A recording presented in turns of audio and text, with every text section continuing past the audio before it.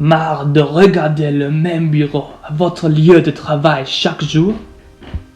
Marre de rechercher un nouveau lieu de vacances?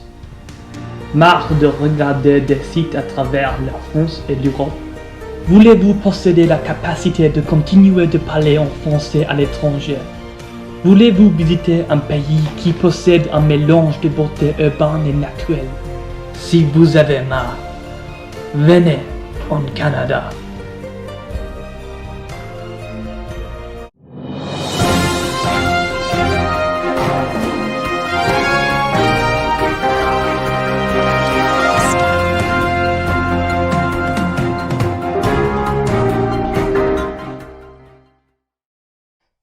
Bonsoir, merci d'être au rendez-vous de 18h.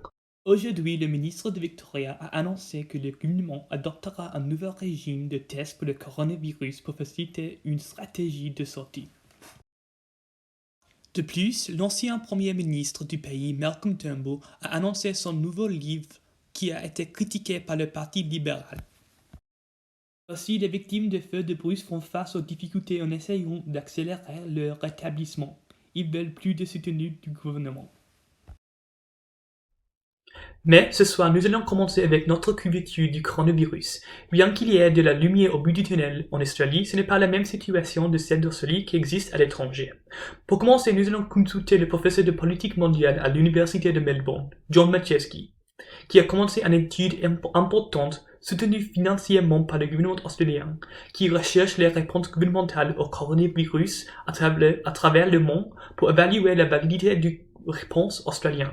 À cause de la réglementation sur le coronavirus, Monsieur Maciejewski va nous parler par Skype. Bonjour, merci de me recevoir. Je comprends que vous avez commencé une nouvelle étude à propos du coronavirus. Pouvez-vous nous parler des réponses gouvernementales moins efficaces à travers le monde? Bien sûr, je continue d'examiner l'exemple de la Suède.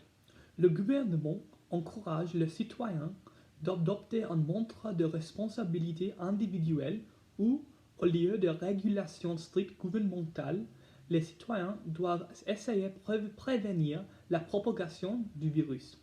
En fait, les restaurants restent ouverts et c'est vraiment possible de permettre à un étudiant qui a moins de 16 ans d'aller à l'école en dépit d'avoir un membre de sa famille malade. De plus, les gens peuvent encore se rassembler dans des groupes de 5 ans. En Australie, c'est seulement un groupe de 2. À cause de ce manque de régulation, plus de 1200 personnes sont mortes par conséquent, un chiffre plus grand que leurs voisins de la Suède. Nous entendons beaucoup à propos de la situation aux États-Unis. Pouvez-vous en parler? Oui, Donald Trump, qui est le président des États-Unis, a vraiment ignoré le développement de la situation du coronavirus dans ses frontières. En fait, le 28 mars, Trump a exprimé, dans une manière assez naïve, qu'il a voulu ouvrir le pays à Pâques en ignorant la prolifération précise du virus dans le pays. Par conséquent, son administration n'a pas agi assez vite. Le gouvernement n'a pas stocké des matériaux médicaux, notamment des tests pour le coronavirus, et maintenant l'administration se concentre ses efforts sur le discrédit de l'Organisation Santé mondiale.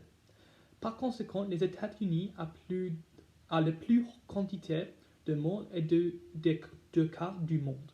En fait, plus de 40 000 gens sont morts au 22 avril. New York est vraiment mauvaise impactée. Merci pour votre temps.